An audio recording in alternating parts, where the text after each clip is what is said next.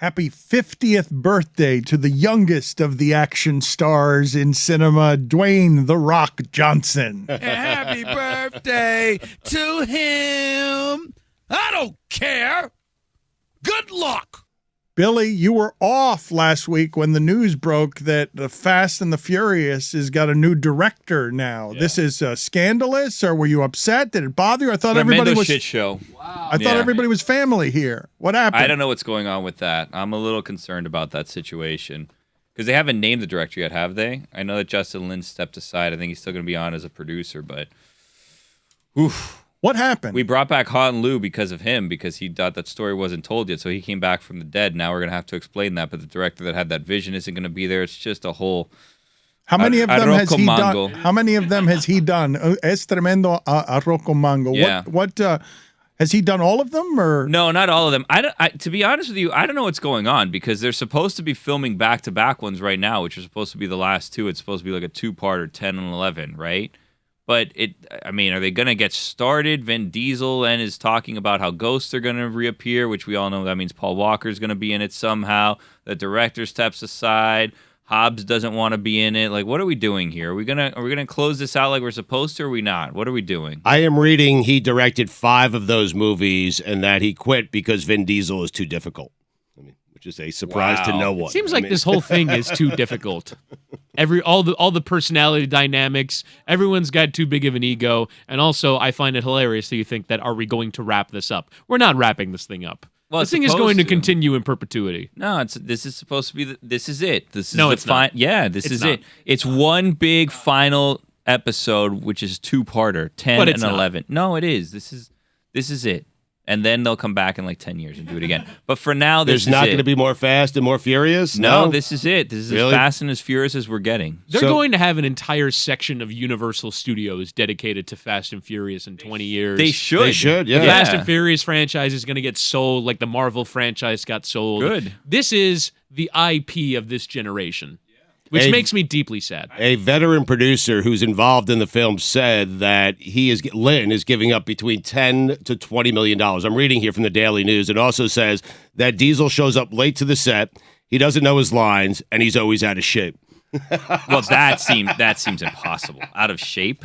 That seems impossible. It doesn't seem impossible. Go ahead and Google photos of Vin Diesel balcony Miami and where the paparazzi got him with his gut hanging over the uno de los balcons. How bad does the job have to be that you're turning away $10 million? But it's not the job. It seems like Vin Diesel's. I think Billy views this as blaspheming, but Billy, it really does seem like this whole thing has gone to the head of Vin Diesel in a way that's amazing. He's one of the highest grossing actors of all time. So, I mean, if we can put up with Meryl Streep's shit and the other one that walks around with the fake limp, whatever his name is. What's his name? The left foot guy? That guy? Daniel Day-Lewis. Yeah, him. If we put up with their crap, with what they've generated in box office revenue, then you can put up with Vin Diesel. Mm-hmm. Jessica, why did you make a face at Daniel Day-Lewis?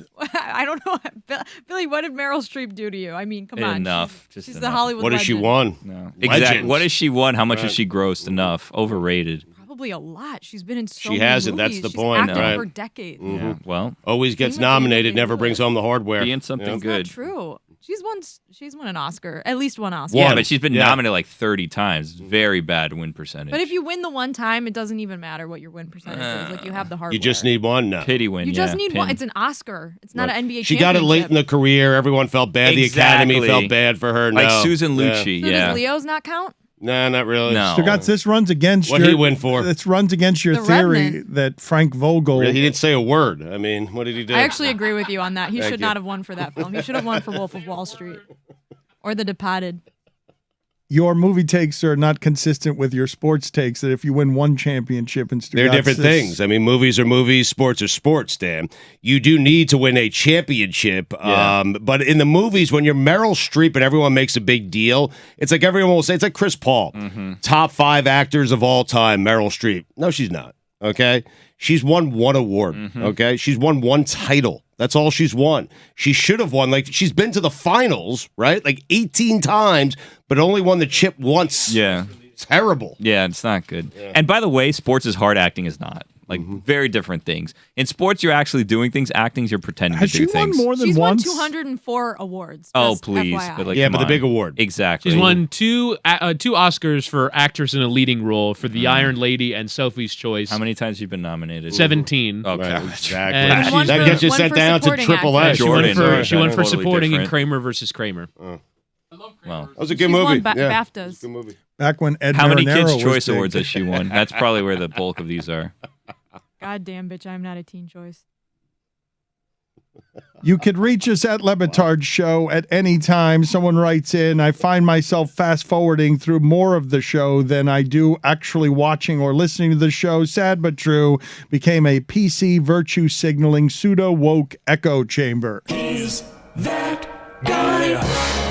been nominated for 2 Teen Choice Awards for Devil Wears Prada and has not won either. Of course. How did she not win for Devil Wears Prada at the Teen Choice How do you not Awards? win a Teen Choice see who Award? won that year, I have buddy. 3.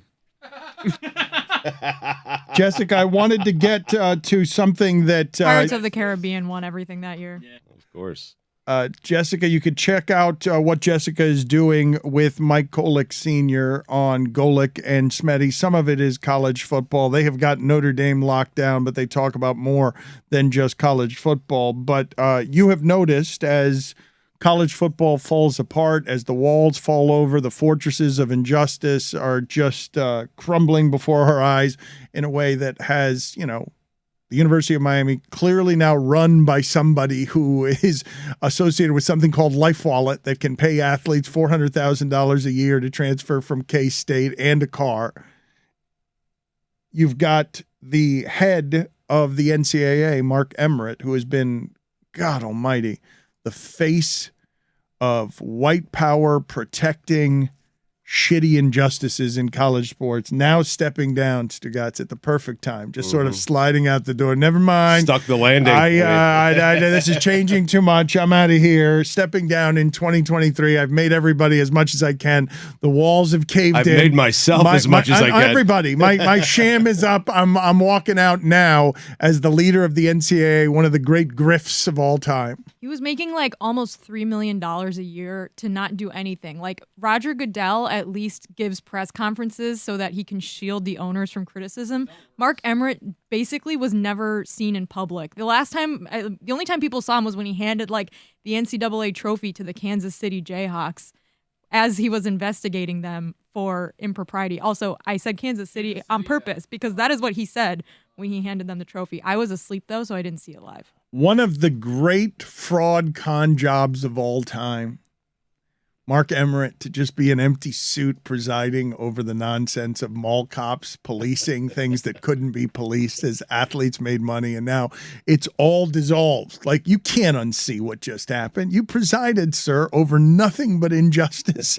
And congratulations on you on wearing a beige suit to work every day in the middle America to preside over that injustice and run the NCAA, a toothless organization of mall cops who can only just punish bagmen and people in the middle with your fake rules just protecting the injustices. But like not even that. Like Kansas, the Kansas investigation's fascinating because there were like actual law enforcement agencies involved, and the NCAA still hasn't been able to do anything. And like they created this like task force for enforcing their own rules and stuff like that. And there has been like nothing of note that has happened since they created this task force. So Mark Emmert has done a really good job in like doing almost nothing when there are things that like was in the NCAA's jurisdiction that they could have done. Like, for example, making processes to like protect athletes from coaches, which is something that came up in his tenure with the Larry Nassar case that became a huge issue.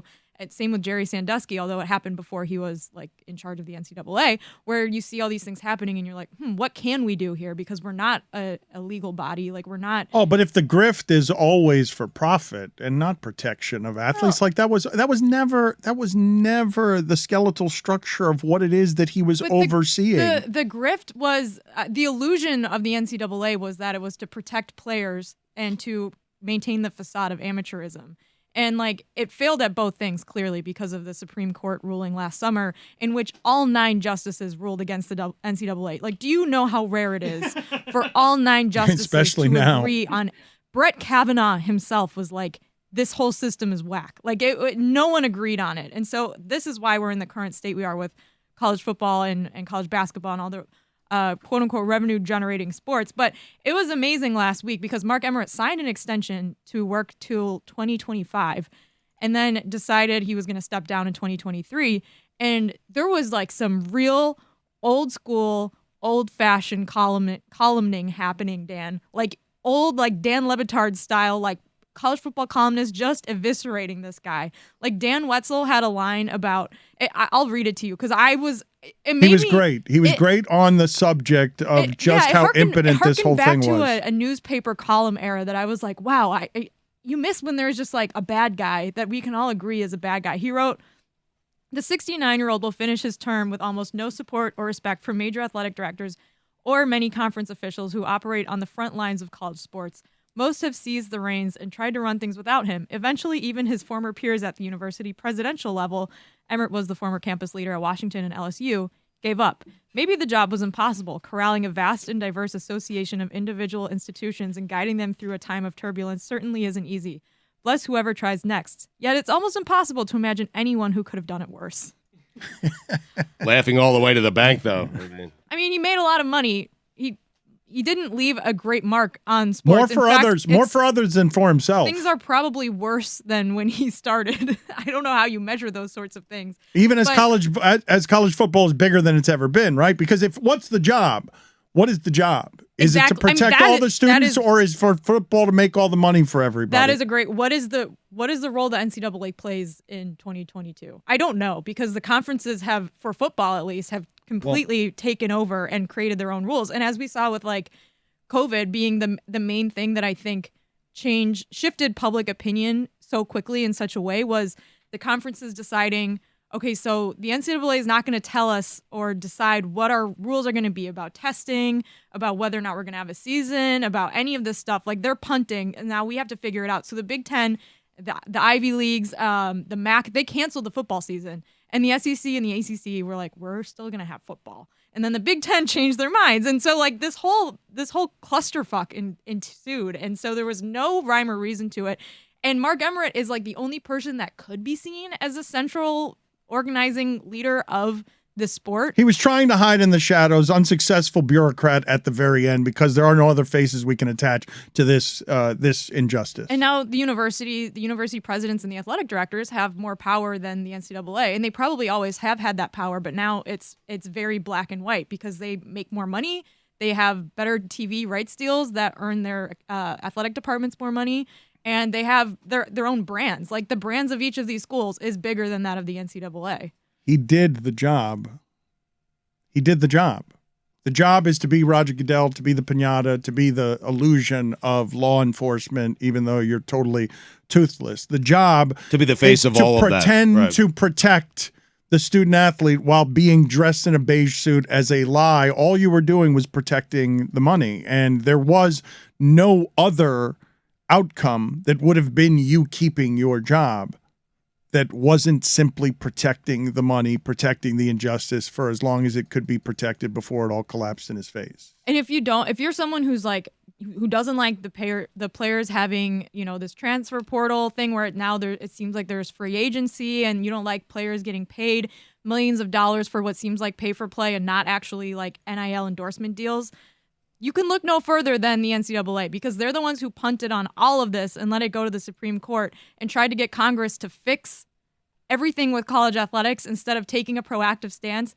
They could have given an inch 10 years ago, and instead they lost everything because they were so adamant on maintaining the facade of amateurism. So don't blame the players especially, but don't blame the universities, don't blame anyone. Blame the NCAA for not being able to see this coming 10 years ago when everyone else did. I don't think, Stugotz, that there's anything in sports that the pandemic laid more naked bare than just how much of a professional minor league college has existed, trafficking in all the television dollars in order to pay for football's free minor league and basketball's largely free minor league. The protection, the power protecting the athletes not getting paid, the way that collapsed, you give me something in sports. As wealth disparity has grown, it doesn't even have to just be in sports, anywhere.